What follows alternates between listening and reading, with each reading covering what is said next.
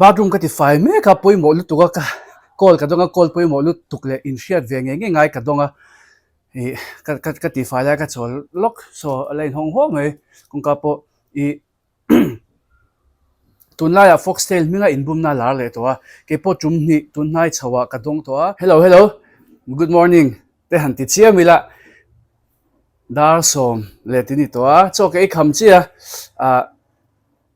zinga te ka in suma sa ka su ka pho zo chia boka voi chu vlog le dona cho han kal chona tu da mem ka nei lawa ma se i hey room ti fel fai ba ka thom nu ti fel fai in rem fel fai ka ngai lu tu ka thom no hi i hey drawer te le closet ta te po i vom lu top khatiang ani wang khan thom no zon chung a rei thei lu tu ka chu wang chuanin i chu te chu ka ron tinga tin thom no hi a rem chan chuan i mamo lu tuk to lawang chi ala thatho si tiang chi te po ha ka da chuak don na kina lak thei tur chi om chuanin ka ron share ti rang chu ka ti fel pa in o ti chuanin a cho e kham che collagen ka in dona ka collagen in hi rima nei lo tlukania he nim wang hian bong nu te manam lek chuan i ama se ka in chan chawa a brand ning le ani na kala soi thei lawa soi adla phal lawa kala review don thawa kala ron review don thawa he hi apek te chi a sachet ang chi khani ta chunga te pek ang chi khani a chuan tuya siam ngai chi khani ta he hi no thum ka in na chawalania chuwang chuanin thatop emo Thar tir lama chuanin kan review man tur anga yang chuan collagen kan han soita ka chuanin collagen video nu bera ka ron post at to collagen chungchang collagen fakna a hian i an lo wan soi u chuak na sa thei ve ti kha ka mu chhuak ka i khatia video ka ron siam atang khan ka rin ang ngai khan timeng update te poni the ka rin ang ngai khan product miron screenshot miron thon khan tama hei chaim ti kha cho a fakna khan ain ziak tu tu ka khang te he tiang chungchang te poi awareness in pe ka chain ka share collagen bi chianna video bozui nan te po la ron siamila chain ka renga hei kan in so phatange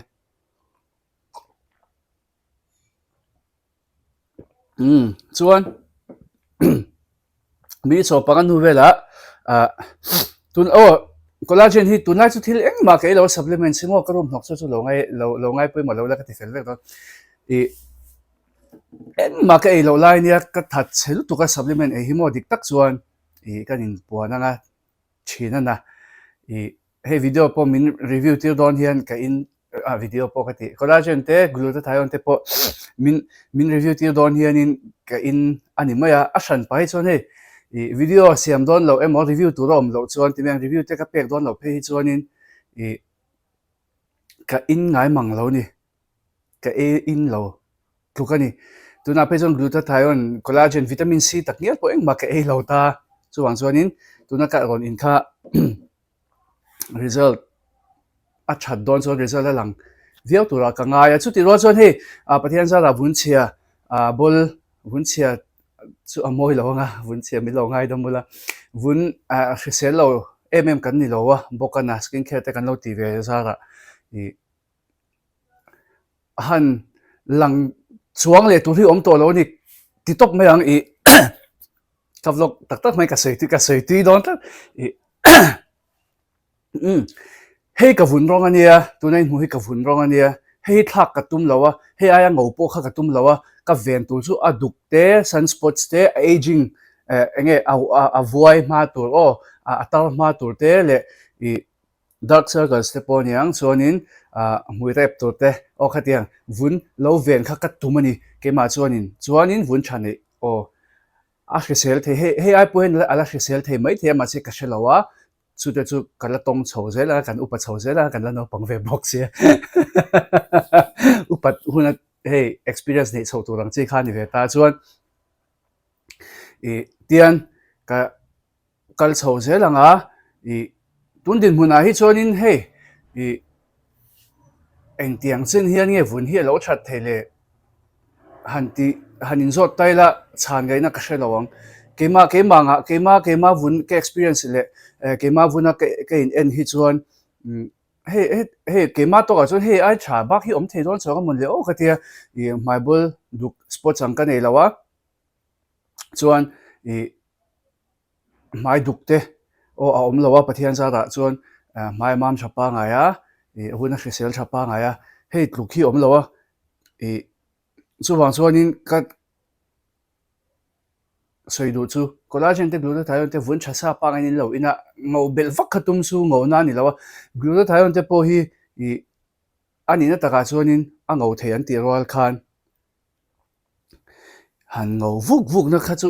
ani lawa ango sa te deuh hlekin lo khai tlemi an lo en le bel le deuh hleka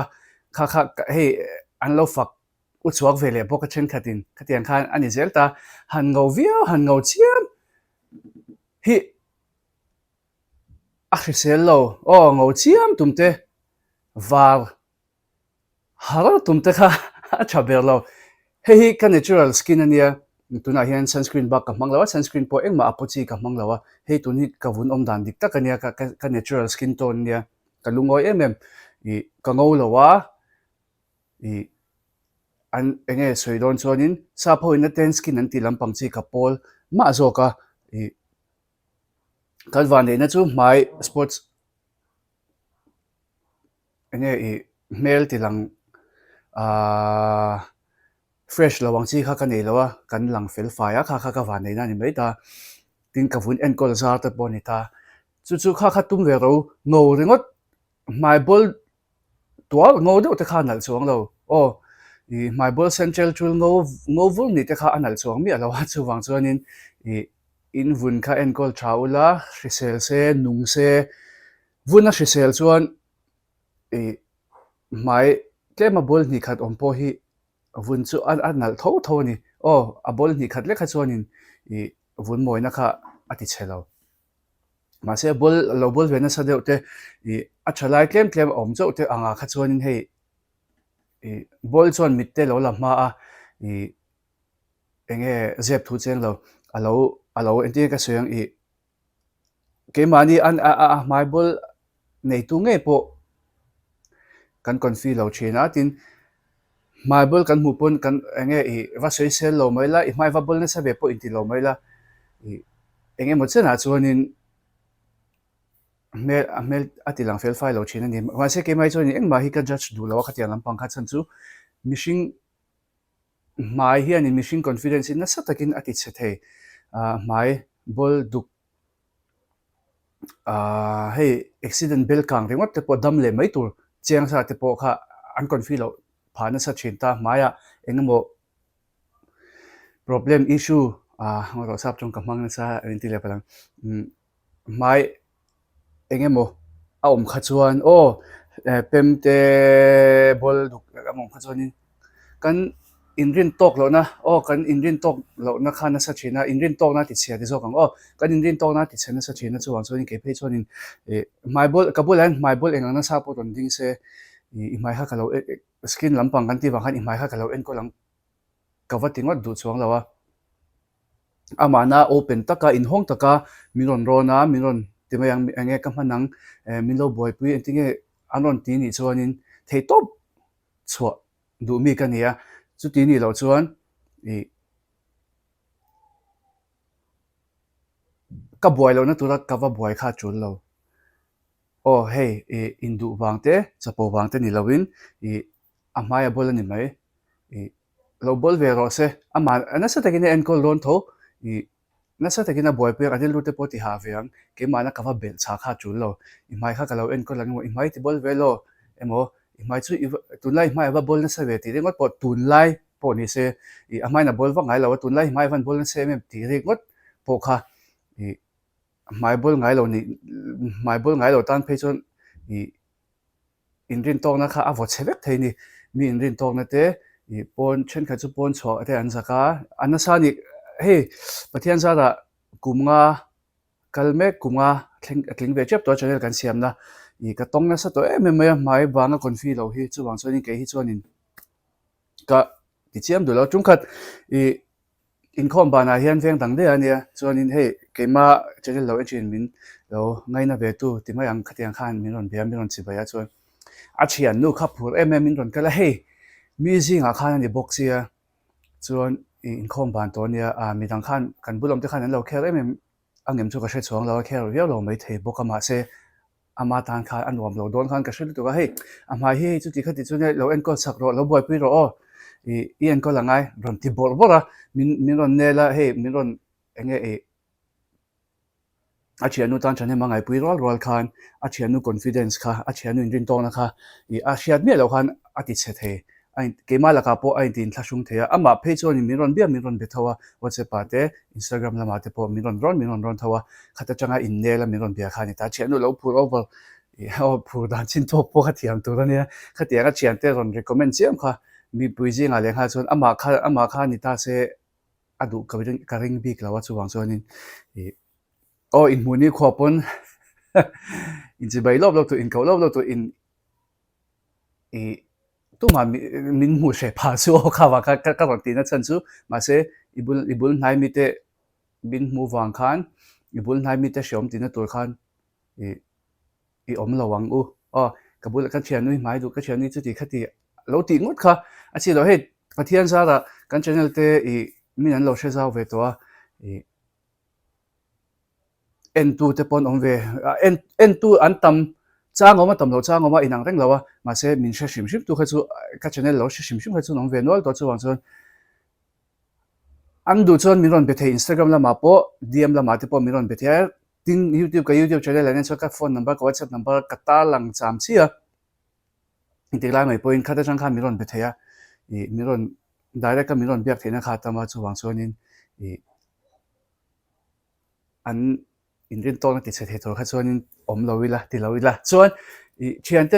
การตั้งมิลโลโซสักอารมณ์ติดที่สุดทุกชั้นนี่ตาข้าสุดไปเราตามาเสเกมาที่ส่วนนังมานี่เงี้ยเห็นมิรอนจดงำบุละมิรอนจดเทบุละที่ให้กระดูกทุสามันเนี่ยส่วนนี้มิสโซปะกะอะไรตาติดเนี่ยเนี่ยช่วงนี้จิมคัลชินติดตะกะมันเนี่ยให้ก็จิมคัลนั่นเตจดนี่ตาแฟลชฟิตมั้งส่วนถ้าหัวจุ่มขัดสุดก็เถียงแล้วส่วนบ่าวสุดแต่เดียไอ้นางในกันตั้มตุ้มมาก็เดิมเราไอ้นางในกันตั้มเกี่ยมาให้หดฟังนี่ตาไอ้นางในกันตั้มเสียอาจวงประคัดช่วงมาเสียอาจวงประคัดข้าหอนเทแล้วให้สักตัวก็หอนเทแล้วช่วงส่วนนี้ก็หอนดูแต่เราถ้ากันเลยโจก็เงี้ยก็เกี่ยกันเลยตาส่วนอาชินเชียนั้นตุ้มมันอันรูปดูsorry รูปนี่เราตุ้มมันอันเราหอนปัดตัวเรานั้น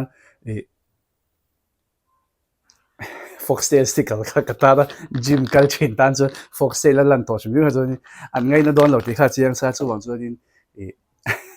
ei ka tar to mi amai ni chin che kha ol sam bok ta tu man tiang le khan ong ve lo bok ta bo chuanin ka in lai ka ron mung cheu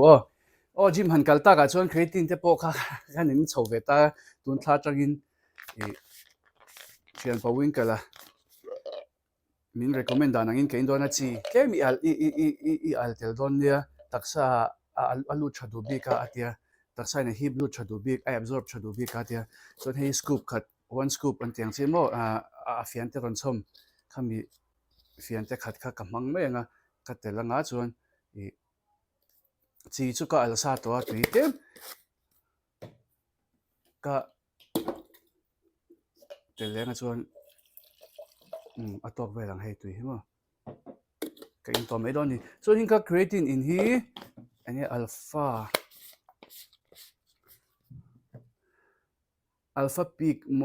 monohydrate creatine tinia guava flavor ania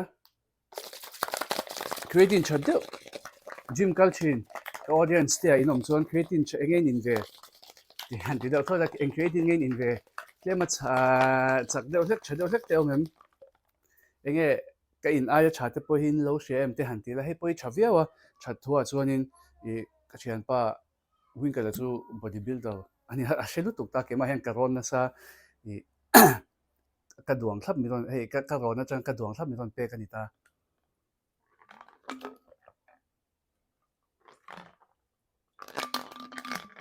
tha chu ka ti viau tuina ti ha chi kan al ka creating in a chi kal hianin tui ka in tam pha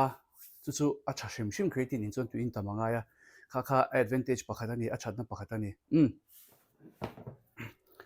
ole ka ti tur kan ti tong ya voin chu ka phekho khi ka ti var don amo hi kum khat po la thling lawa ka wi to pa I ni kum zai pol hyderabad kan sina kan chung saya zin shia rengna na ka leve khania I an showroom ma Nike showroom ange khan ka zo leve mo chon I enge ke hi thil thar hi te chu hi nei chu nom ka ti thonga se thil thar ka lom lo lo tu ka ti an hei thil thar nei a da wang wang chi ka tiang kha kania I thomno te po ha mai ta lo chuan tiang kan da wang wanga I hak chak de le khuna ka ha mai chawa hangal pop pop ang kha ka ni ngai lawa chuan in hei a fai ka da ani ta ni fai khan ka da ta wang wanga tun I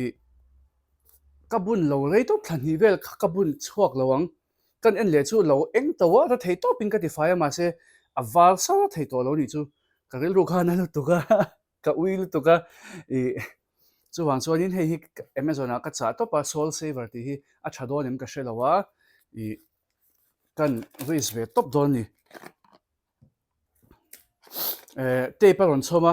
chu wang chuan hei a chung ti lai kha tuam kol to ran tia kan tuam kol ve photamo chuan in hei hi brush ron chom boka hei hi ka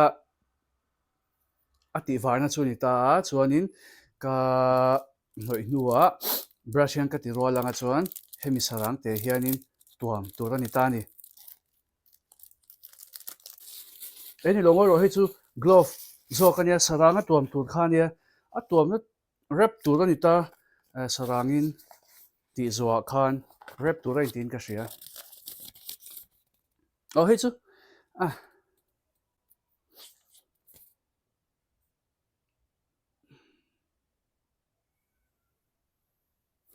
polythene film pom man thei mai don hi polythene film kan hmang to mai don ya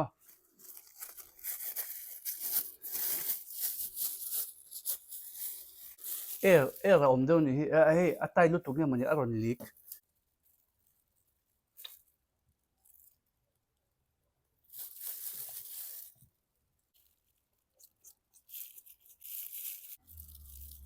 hei hi kan Tihfai ma hian ti beng hemi kan apply ma hian mo I englo vek tur ani phekho ka hi Tihfai vek tur ani a fai da shim shim tur tin ani chu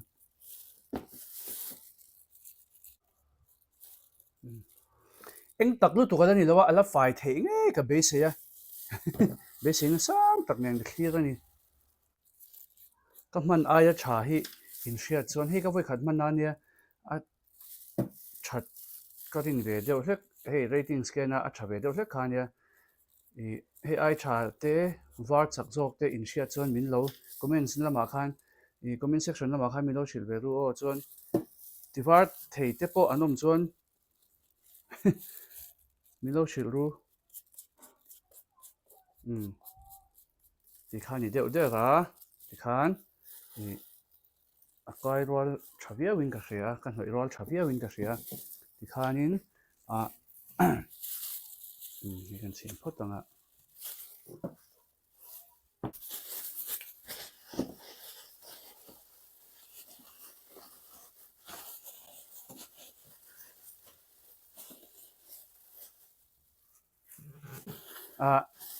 ni sa hnuaia emaw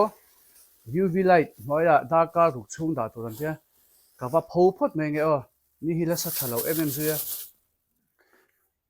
room ka ti fai na ka ti fai na tur ka cha mania alo thleng hlawa amazon atangin chuanin hei thil unbox tur ka nei nuala ti fai zo lama te room ti fel fai deu hle khuna ka ron unbox anga ka unbox chak to ka chuanin hei hi a thadonem mania ka in chung hol na ka ti clear ka hol clear ve me chu bang chuanin a thal ka cha hei hi arin nge I anem chi mo chuan hei hi a bal hol fai na tur a bikin enge kha mai mum ril ti vel mo hei po hi bal shuk fai na chi ni hei hi enge ni ka hre chi alo wa kina ka le enang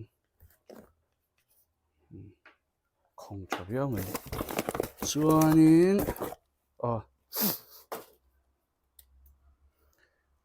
hei intinin hmana chu a phong ani ngei mai a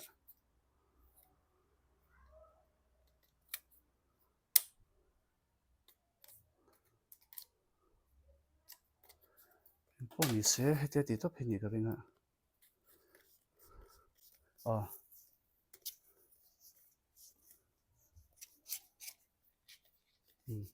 hei tu to kin ti sei thei a sei khai sei thata smai sei tha in chung po ka hol phanga lom ase in chung hol tu hi ka aka nei tam bok lo mani ka Tihfai to ka ma sa ma sa le khanin ma se ka hol shim shimang chan chu mai mum ril te hi lo om ve du lu tu ka chuan ka ti fel fai zo huna hei te hi ka thak dona ka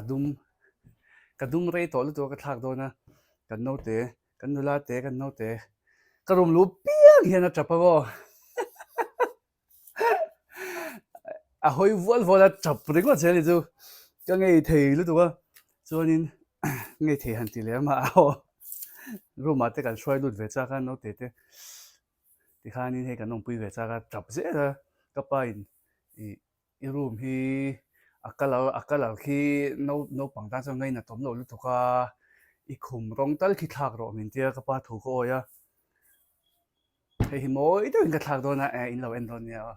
tu la chong kan in ka ti fel kan in Tihfai nge a chha do nem hei rei lo te ka Tihfai la ka ron ti lang veang ni sa tha tu ni se na mak deu ka ti ka pen a lom lo ni hei sia ro top pen kha mi ron free give nge cha khop mai kan ziak chin thil za pakhat lo thleng a color adum ani hi thil za pakhat hei lo thleng ka phur lu tuk kalom top bok ni na kina ka ron ti langang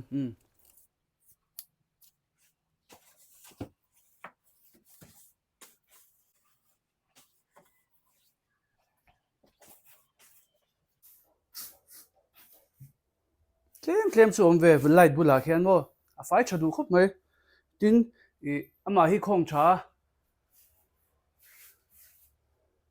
Tihfai an wam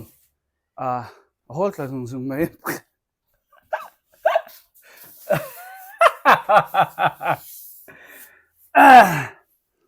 boy hak thin ve alo nui rengot zen lo la thil soi hian nui chana hian in lo chang thina boy thak thil kan soi changam thin lo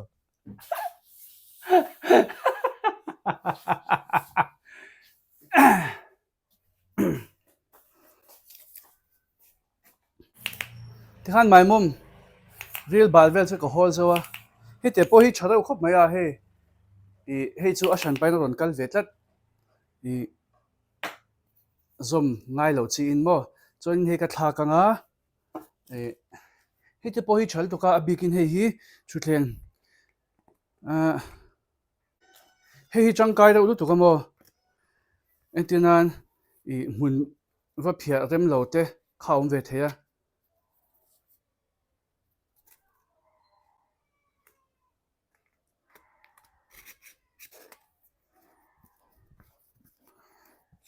hei thuthleng nuai te khum nuai te hei tian a thlep nop the ma hi mo hei te zu khol fai nang khan alo ko lo so fan hoi kan ti ve nge tian zu khol fai nang khan a rem lu tu ka ni a thalu tu ka ni chu hei tian a thlep nop the thil nuai kar vel khamo ma se man na tur ka nei shi lo ke chuanin tuna chuan apo lampang Tihfai nei kan hmang ve le thunganga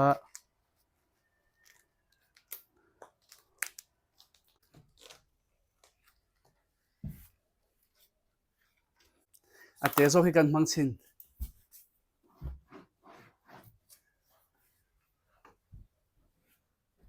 a changkai veo ma se quality lu tuk lo ni hi quality chawak lo a manzat ka lo tar lang ka chiang to dawa hi po hi he kha a tla le dei to pui lo a Foxtale lo hian a Foxtale lo hian hmang lo loi la hei chu a changkai ro lu tuka hei tilai hian ka da don dokan han Chhuah sung na te atangkai rewa hei chu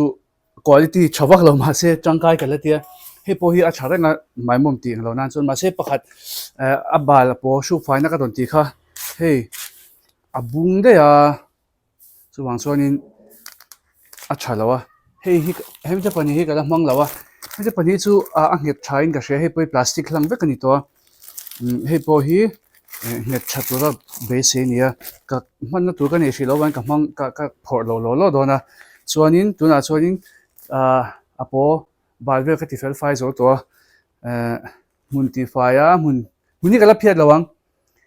ila hi rem felangai lu tuka pai ngai pai te bom ruak pai ngai te khatam lu tuka ka pai anga chuanin hei khum chung te poka in chung hol na bal no ala abal no ya be chi di chu thar ka phadon thaw ka suk turin ka da mai nga abal te nge mo ka ti fel fai nga chuan chunula ma thlai lama gym kalman sham ka du box ya kan cha zung nge bom rock te hi ka skincare bom rock pai ngai ka ti fel fai do na bom rock te hi ke ni tan chon chang kai na hi tam lu tu ka ti mayang eng mo en du kha tam china ma se en enge ngai to lo ho ti mayang ma mo to lo ho kha ka pai do ni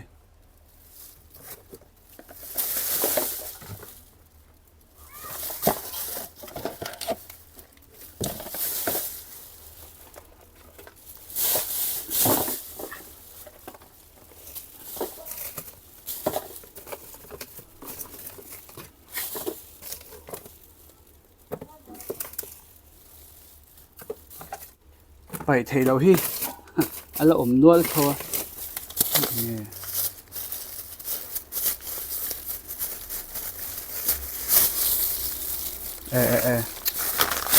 hei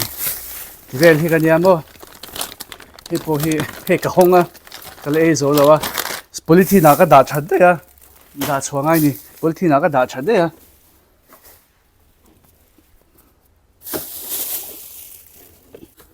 pui ka pai to me ang Billie Eilish bon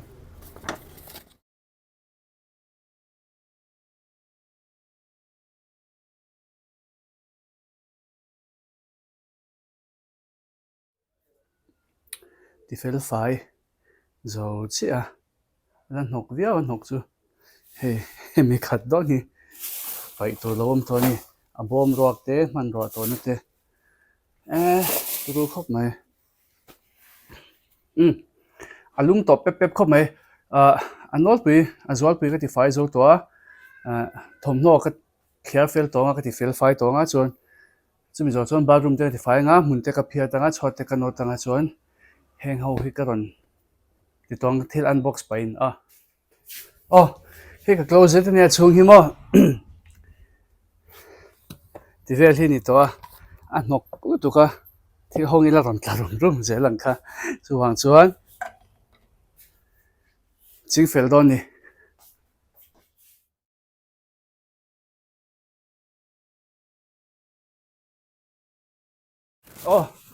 ka wardrobe ka ti fel zawa hemi khat hi Thamwhnaw hak to mi alo ho ka lo la ne ya ka lo la da in du don chuan lo soiula mi pa Thamwhnaw do vekane t-shirt hi chu me chem pona hak ve the mai ta t-shirt le jeans le ke kor pa ngai a ke kor bul klem ti ve lo ma t-shirt a tam be rang ka ring in du don chuan comment section a khan lo soiula lak thei hun tur ka lo soyang lak thei ni tur ka lo soyanga chuanin chutiang chuanin kan ti don ya a chanin ve veo me ka rin nine lo om ve do to nual to ni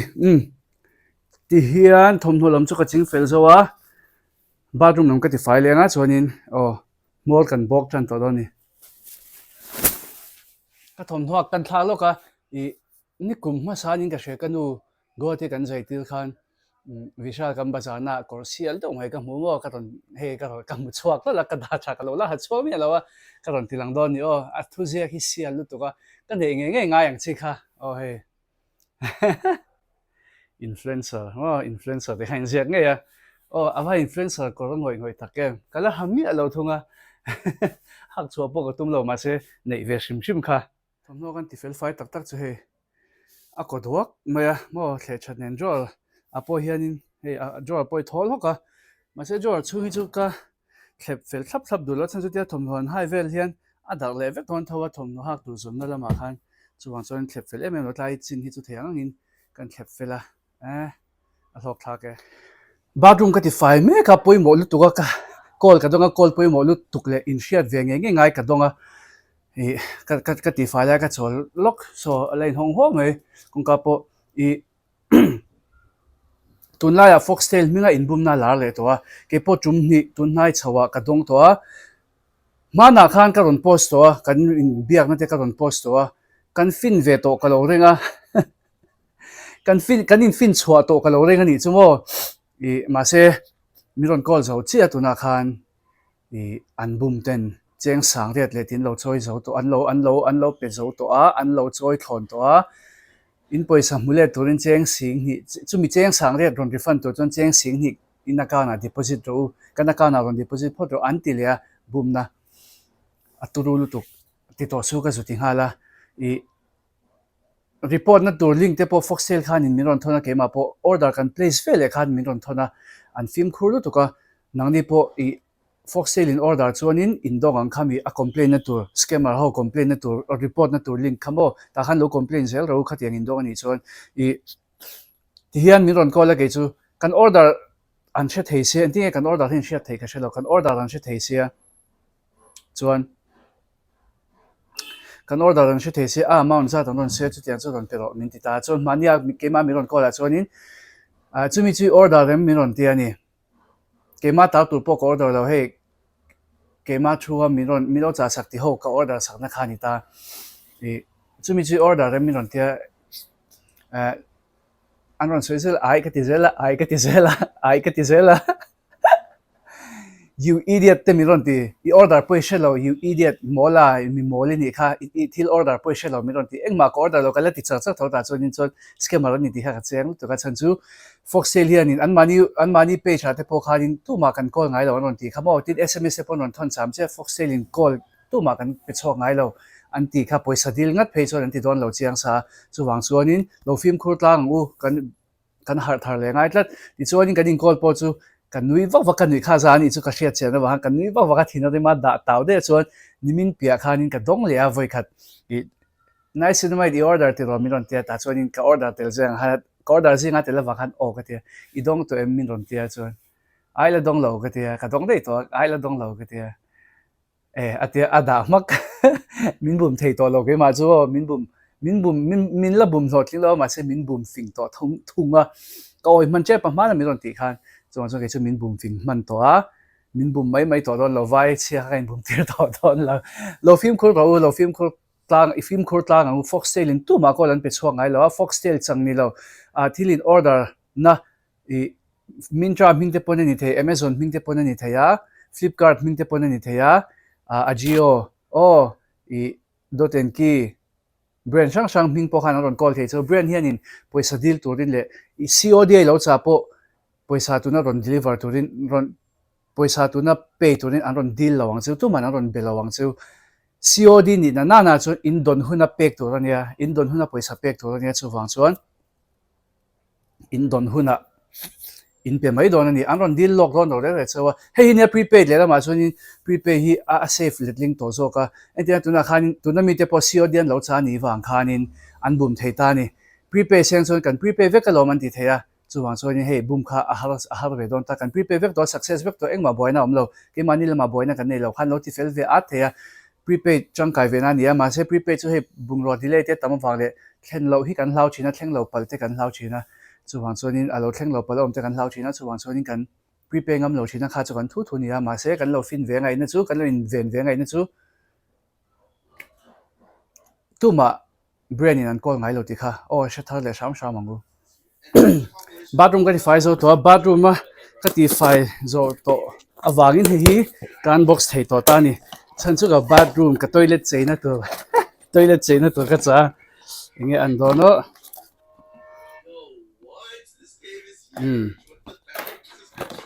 hey toilet chei na tur oh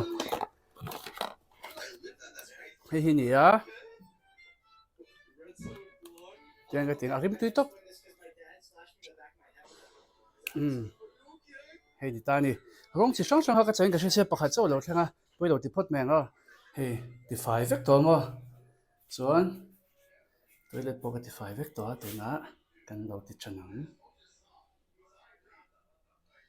lama sak ve eh eh có mấy khát tiền này cái thiam mắc lâu nè ô thì tuổi khai nè ta tăng thì để chơi nắng à à vào wow lâu về anh thà là cái nợ thiệt tiền đấy nên cái thì để chơi với này mấy giờ nó cái thiếu trả chú bé sẽ phải lâu lắm nè mày phải à chơi môi đó một tí nó cái line à thì làm môi lâu rồi cái mấy cái trả tổ đâu buổi tối cái thì ra nuôi rồi tụ tuy an tuy rel wang ani kha atia ton chhe alon chhe dik chak ka ngai to chok ka hal chok to ke ma po i aron theng che me zona chang ka honga ti hang kan dang hal do mai khanya free chat lo da khal ma sai lang chon hey ipad lo na free chat lo da khal ma sai lang chon i a jeli theyang a jeli kha anem ve ka a fu che lo ni ha ka ti dik lo ni ke ma ti dik lo ni pakhata pakhat ka chale ang pakhat ka chale chenang en chin nan ka thiam to ka ring ole ka rum ka ti fai zo chia kai le leng thua ka kan lu lam chu eng ma ka ti lawa ka tak sa ka thlan na sa tol do ka thom no te a bal to box ya kain thak lo ka chuanin a ti tur che turam to lawa ka ti fel fai zo to tuna chuan i ka khum ka ron reveal to nga chuan ka ron tilang to nga ka thil le te chuan jima ka kalang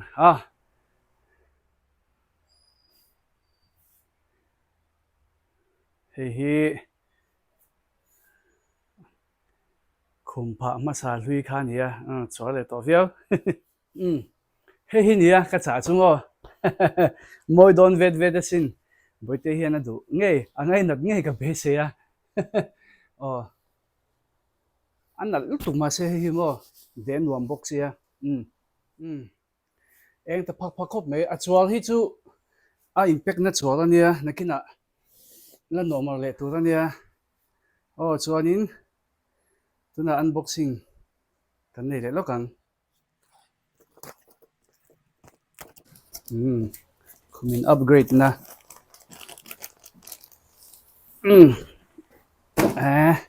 chadone hei hi duvet comforter an tiang kha nia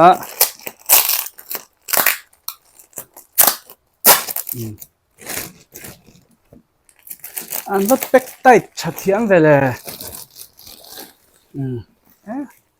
nuam don tu yes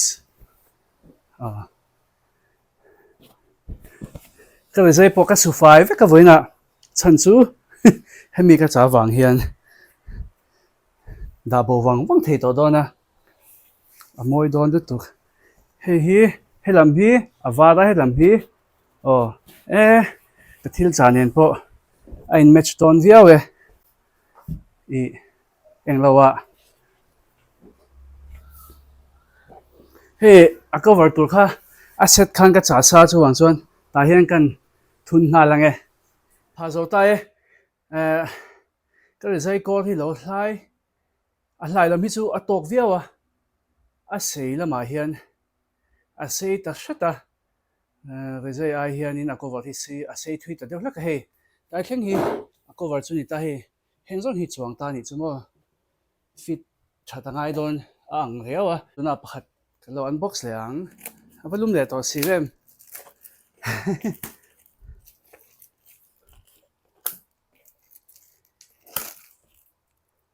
engin rin deuh to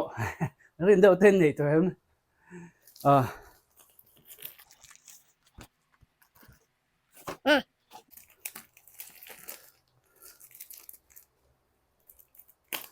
an ron tuam thiam thei khop mai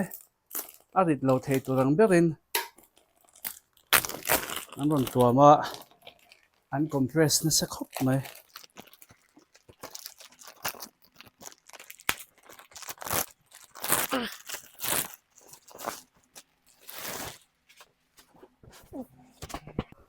kina ala por chho tu rangai la hei ati len theya hei tlemin ati len deuh the ati thep deuh the zok ma ni chu ti len ai chuan tia kan open khan tia kan si hon khan tlemin a por tuk tur kha avenga po a por pum tur kha venga tlema a cha deuh a por pum du kha chu tian ti le mai theya ke chu ka du zoka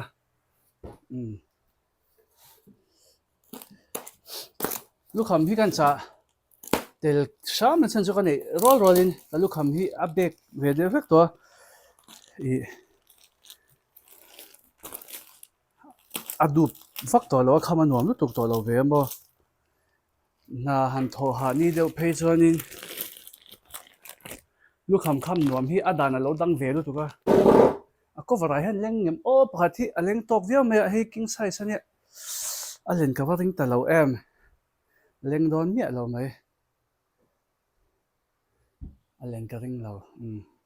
ka try thawang chan chu a eng lo hi a teng hal sa sim sim a hon na hi mo melita ho ina mana min tek ka nei lawa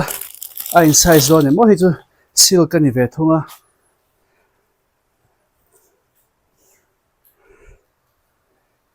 te hipote a keng lo bokha a hlui a dung bokha a the ka ringa hei kan try ve lenge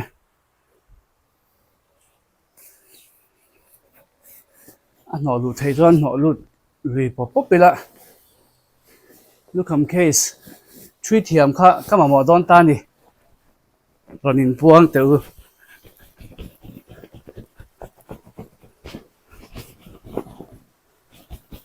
arong inda arong dang lam ta deu don ni ano ni theya ma se a size ang hi kemin atit alang te ta deu ni pha zo ta e he ro arong in thau ta deu hlek ma se i in me lo ni vi alo ai match lo shan me lo ka ri nai takin eng poni se ai nang veka han ti khachu du thu sa ma nia ma se alo te ta sia ka du thu sam viau tho mai le kan no te hi mu hil thea nakina a tho vele ka mutil chinang chuan jima kan kal phot ange ka theng hil che pa ka phe khok ti war kha i dar som par velen ta som pa chumi kha ni thum ni da kar ruk tu ni ta da kar nga ni to kan enang a thareng em nisa ka phau char char mo effective ve mel reu mai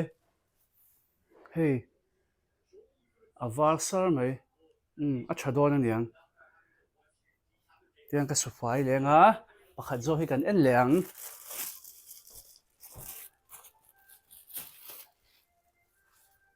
hey avar ta sar mai ka wa lom em he ti chuan thar ang ha kan ni le to e hello ole ka gym kal ho kan bol zo skincare ka ti zo che ka skincare ti lai ka ron tiang chu ka de ka thei ngil dai maya chuanin ka hwa boite po i no te po ka chuti vela a bright colors do chu ala ami ta la ve do ne en vunga chap ta lawe i chuanin ka ti top mind ka skincare group kha group 1 kha full to ron request khan om le china group 1 kha full to group 2 le group 3 kha ala full lawa in lo join ru chuan la join zel the tin approve nga ya kan da kher na chan chu enge i rampon hey spam number ang chi ti hian in an ron join china i engenge mo spam link te duk dak lo do post khan chinga chuwang chuanin kha film khur anga ya ka approve lo chuan khang kha approve zel an ni lo chuan admin ten kan approve zel lo chuanin i an ron join top chin sia chu in thlit film nan in filter nan kha nangai ve chu ka ron soile group 2 le group 3 ala full lo ri chuanin ka du to ka nga ka vlog te milo khia saka vain lom thu ka share ka channel te milo subscribe ka video te milo like ka milo share sak zel tu ngan som non le chewa in za vain video le pe ka ken mile chho don ne bye bye